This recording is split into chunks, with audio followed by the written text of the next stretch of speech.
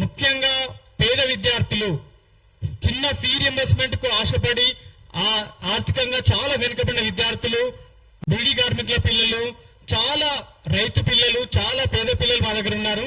కాబట్టి ప్రభుత్వం నిర్ణయించిన కమిటీకి మేము మా కన్సర్న్ తెలియజేస్తున్నాము.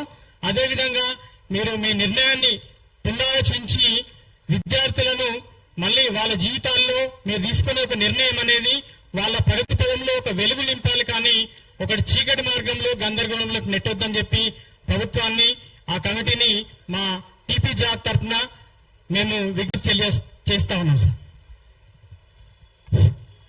అందరికీ నమస్కారం. మీడియా మిత్రులకు, ఇక్కడ వచ్చిన మా టీపీ జాక్ వాళ్ళకు, నా పేరు కిరణ్ కుమార్, టీపీ జాక్ కో కన్వీనరు.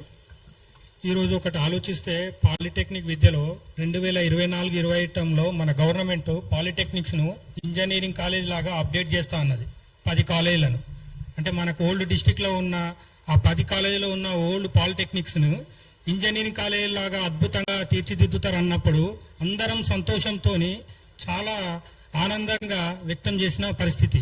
అట్లాంటి స్థాయి నుంచి ఈరోజు ఎవరైనా హై లెవెల్ నుంచి పైకి వెళ్ళే ప్లేస్ నుంచి డిగ్రేడ్గా కిందికి వస్తారనుకుంటే ఎవరైనా అనుకుంటారా అని మీ ద్వారా నేను తెలియజేస్తున్నాను. ఇంజనీరింగ్ కాలేజీల స్టాండర్డ్స్కు ఏమాత్రం తగ్గకుండా ఉన్నటువంటి పాలిటెక్నిక్ అధ్యాపకుల క్వాలిఫికేషన్స్ కావచ్చు, వాళ్ళ స్టాండర్డ్స్ కావచ్చు, దానికి ఎగ్జాంపుల్గా మన కోర్స్కి గౌరవ ముఖ్యమంత్రి వర్యులు వాళ్ళ కాన్స్టిట్యూషన్లో ఫస్ట్ ఇంజనీరింగ్ కాలేజ్గా అప్డేట్ చేసిన కోర్స్కి ఇంజనీరింగ్ కాలేజ్ కూడా ఫస్ట్ మనం టీచ్ చేస్తుంది, ఇప్పటికే టీచ్ చేస్తుంది పాలిటెక్నిక్ ఫ్యాకల్టీ. ఈ రకంగా మీ ముందుకు తీసుకొస్తున్నది ఏంటంటే ఐటీఐ అనేది అది సపరేటు. మేము అంత డిగ్రేడ్ అయిన ఫ్యాకల్టీ ఇక్కడ ఎవరు లేరు. ఇక్కడ ఏంటంటే పేద విద్యార్థులకు అత్యున్నత విద్యలు విలువలు అందించడానికి రెడీగా ఉన్నటువంటి ఈ పాలిటెక్నిక్ వ్యవస్థను ఎవరితోని సంప్రదించకుండా, ఎవరితో తెలియకుండా అప్పటికప్పుడు 97 ఈవో ద్వారా తెచ్చి ఇది మీరు ఇందులోకి వెళ్ళి ఉండరు, మీరు స్కిల్ యూనివర్సిటీ కన్నా ఉంటారని చెప్పి, అది ఎంత పెద్ద విషయం అంటే అది నార్మల్గా అందరూ పేద బడుగు బలహీన విద్యార్థులు చదువుకోవాల్సిన చదువుని అందకుండా చేయడం అనేటే. ఇక్కడ మేము మీ ద్వారా కోరుతుంది ఏంటంటే, జనరల్గా సారు మన గౌరవ ముఖ్యమంత్రి వాళ్ళ ఐడియా మంచిదే, సార్కు స్కిల్ యూనివర్సిటీ పెట్టాలని ఉంది. ఆ స్కిల్ యూనివర్సిటీ ప్లేసులోనే టెక్నికల్ యూనివర్సిటీ అని గవర్నమెంట్ ద్వారా పెట్టాలని, దానికి ఇంకా దీనికంటే 100 రేట్ల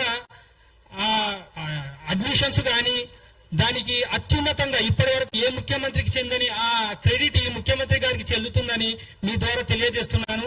స్కిల్ యూనివర్సిటీ అనేది ఒక పబ్లిక్ గవర్నమెంట్ కింద ఉంటుంది. పబ్లిక్ లో ఉంటే అకౌంటబిలిటీ ఉంటుంది. ఎవరైనా ఎటువంటి నిరుపేద ఉద్యోగులు, నిరుపేద కాయ కష్టం చేసే పిల్లలందరూ అందులో చదువుకుంటారని, దాంట్లో ఎటువంటి ఇబ్బంది ఉండదు. ఈ పబ్లిక్ ప్రైవేట్ పార్ట్నర్షిప్ ద్వారా ఎవరికి నచ్చినన్ని ఫీజులు వాళ్ళు పెంచుకుంటారు.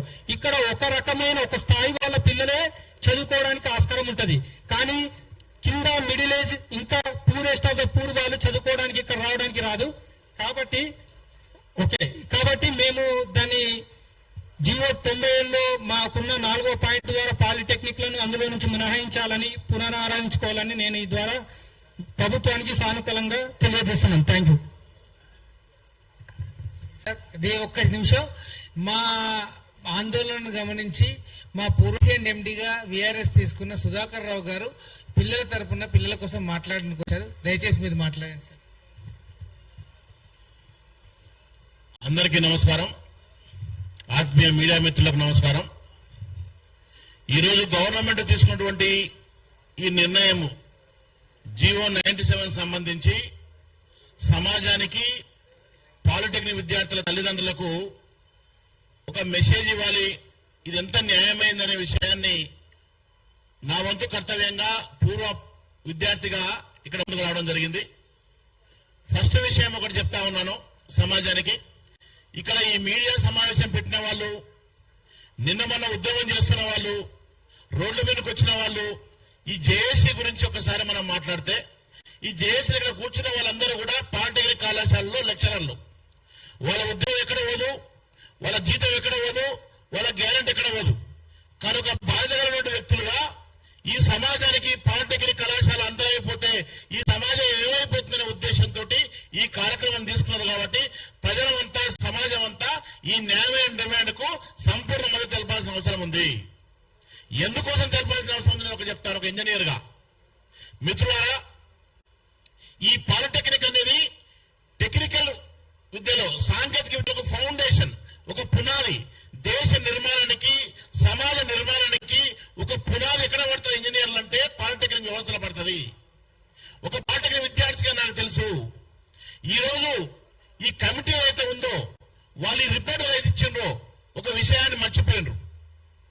ఈరోజు పాలిటెక్నిక్ కళాశాల లేకుండా, పాలిటెక్నిక్ విద్యార్థులు లేకుండా, పాలిటెక్నిక్ చదివినటువంటి ఇంజనీర్లు ఈ సిస్టంలో లేకపోతే సమాజం యొక్క పురోగతి ఏమిటో ఒకసారి ఆలోచించాల్సి ఉండే. ఒక విషయం నేను చెప్తున్నా, ఇది స్కిల్ యూనివర్సిటీలో పాఠం కలపడం అంటే టెక్నికల్ విద్యను కిల్లు చేయడమే, సమాజం యొక్క పునాదిని కిల్లు చేయడమే. అది స్కిల్ కాదు, సమాజానికి కిల్లు అవుతుంది. ఇది హెచ్చరిస్తా ఉన్నాం. ఈ ప్రమాదాన్ని తెలిసి, ఈ సమాజం జరిపే నష్టాలు తెలిసి నేను ముందుకు వచ్చాను. మిత్రులారా, ఒక్కసారి కమిటీ సభ్యులు ఆకుటూరు మురళి గారిని అడుగుతా ఉన్నా, మీరు సబ్మిట్ చేశారు కదా, మీరు కానీ ముఖ్యమంత్రి గారికి డిమాండ్ చేస్తా ఉన్నా, ఒక పూర్వ పాలిటెక్నిక్ విద్యార్థిగా మీరు ఈ నిర్ణయం తీసుకునే ముందు, దీనికి ఫైనల్ నిర్ణయం తీసుకునే ముందు ఒక్కసారి ఈ ప్రభుత్వ ఇన్స్టిట్యూషన్లో కానివ్వండి, ప్రైవేట్ ఇన్స్టిట్యూషన్లో కానివ్వండి, పనిచేసే ఇంజనీర్లు, పాలిటెక్నిక్, నాన్ పాలిటెక్నిక్ ఇంజనీర్స్ ఉంటారు, పాలిటెక్నిక్ చేసి ఇంజనీరింగ్ చేసిన వాళ్ళు ఉంటారు. ఒక్కసారి ప్యారేజ్ చేసుకోండి. ఒక 100 మంది ఇంజనీర్లను మీరు స్టడీ చేయండి. దాంట్లో సగం విలువ తీసుకోండి, సగం విలువ తీసుకోండి. ఎఫిషియన్సీ చూడండి. 100%